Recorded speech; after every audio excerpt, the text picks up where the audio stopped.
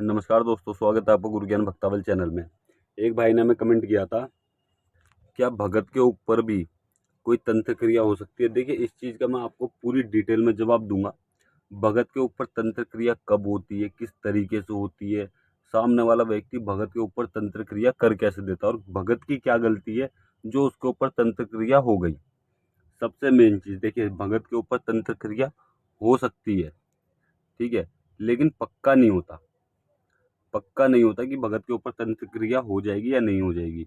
अब इसका जो मतलब कि जो मैंने बोला कि हो सकती है और नहीं होगी, तो इसका मतलब क्या है? देखिए, सबसे पहली चीज़ तो मतलब ये है कि अगर भगत ने, ठीक है, अगर भगत ने अपने गुरु, अपने देवी देवताओं को अच्छी तरीके से सेवा कर रखी है, अच्छी तरीके से रचा रखा है, उनकी शक्ति को जागृत कर रखा है, तो भगत के ऊपर सिर्फ 1% चांस होता है कि उसके ऊपर तंत्र क्रिया हो जाएगी, वरना बिल्कुल भी नहीं होगी। 0% चांस है कि उस भगत के ऊपर तंत्र क्रिया होगी।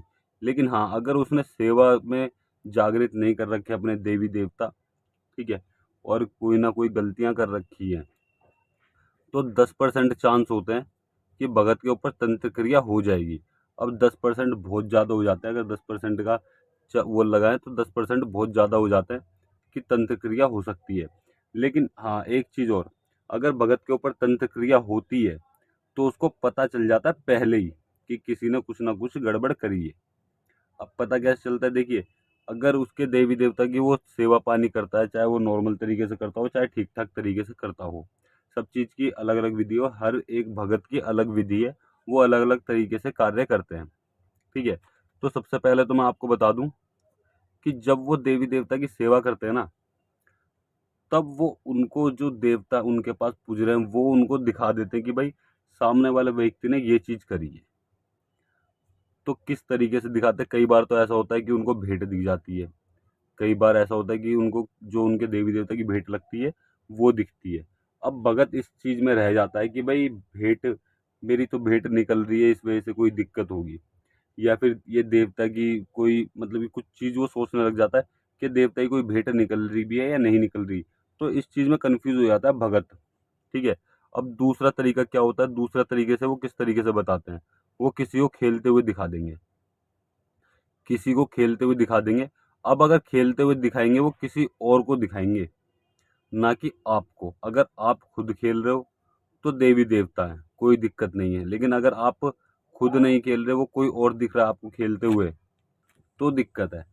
तब आपको सोचने वाली बात है कि भाई ये दूसरा व्यक्ति मुझे खेलते हुए क्यों दिखा। अगर आपके घर में से भी कोई व्यक्ति आपको खेलते हुए दिख रहा है तो कोई भी दिक्कत नहीं है। लेकिन अगर घर से बाहर कोई व्यक्ति दिख रहा है कि भाई ये खेल रहा है, तो आपको सोचने वाली बात है कि भाई ये दिखा क्यों।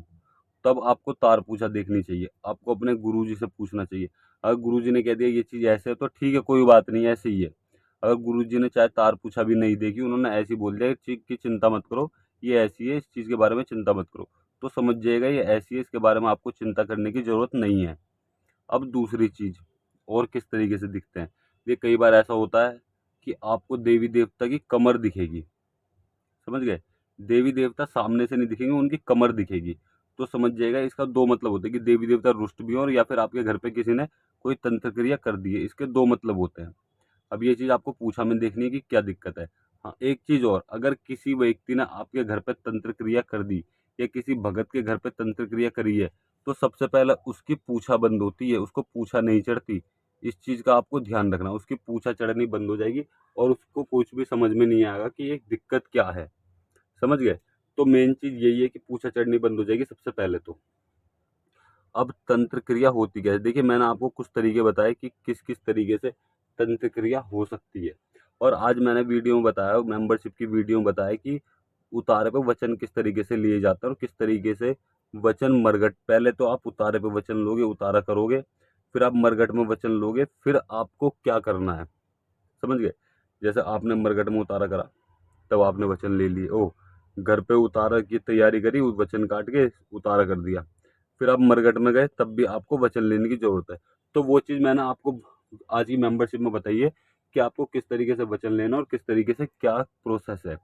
और हाँ, आगे मेंबरशिप में मैं आपको ये भी बताऊंगी उतारे के बाद में क्या चीज दी जाती है, क्या भोग प्रसाद दिया जाता है, ये सब चीज मैं आपको बताऊंगा आने वाली वीडियो में। अब मैं आपको बताता हूँ कि जैसे कि आपके घर में, ठीक है, कई बार ऐसा होता है कि घर में कलेश बढ़ जाते हैं, आपके घर में लड़ाई झगड़े होने लग जाएंगे, भगत के घर में ही बता रहा हूँ मैं।